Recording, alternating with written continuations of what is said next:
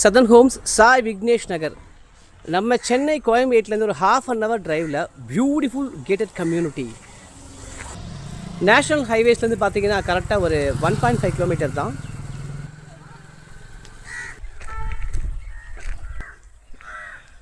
நிறைய வீடுகள் அடங்கிய ஒரு அழகான 40 ஃபீட் ரோடு இது. இபி கனெக்ஷன், ஸ்ட்ரீட் லைட்ஸ்லாம் கிளியராக கொடுத்துருப்போம். சைட்டில் மட்டும் இந்த மாதிரி ஒரு 16 பங்களோஸ் கட்டியிருக்காங்க.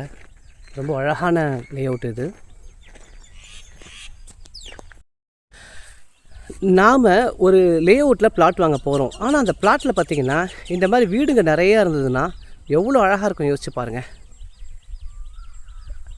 கிட்டத்தட்ட இந்த மாதிரி ஒரு 16 வீடு மேலே கட்டியிருக்கு.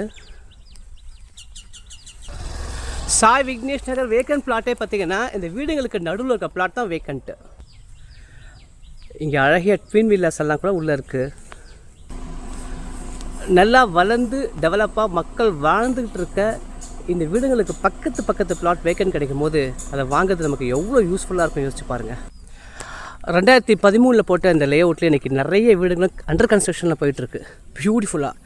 ஸோ இந்த மாதிரி இந்த லே அவுட்டில் கிடைக்கிற பிளாட்டில் இந்த மாதிரி அழகாக உங்களுக்கான வீடு நீங்கள் கட்டிக்கலாமே. இந்த மாதிரி வளர்ந்து முடிஞ்ச லே அவுட்டில் பார்த்திங்கன்னா பிளாட் கிடச்சா ரொம்ப ஹை காஸ்ட்டாக இருக்கும். அப்படியும் இல்லை, அஃபோர்டபுள் ப்ரைஸ் தான் சாய் விக்னேஷ் நகர். இவி கனெக்ஷன், வாட்டர் கனெக்ஷன் எல்லாம் கொடுத்து உள்ளே பார்த்திங்கன்னா ஒரு 16 குடும்பங்கள் வாழ்ந்துக்கிட்டு இருக்காங்க சாய் விக்னேஷ் நகரில்.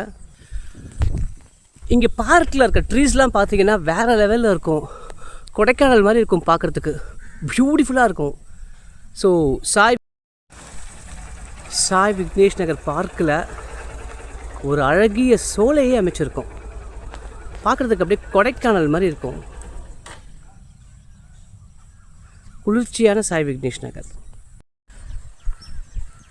அப்புறம் சார் இந்த மாதிரி டெவலப்பான லே அவுட்டில் எந்த பிளாட் வேக்கண்ட்னு மட்டும் கேட்டு உங்களுக்கான பிளாட்டை புக் பண்ணி இந்த மாதிரி அழகான உங்களுக்கான வீடு கட்டுங்க sir. Wish all the best, Sadhan Holmes.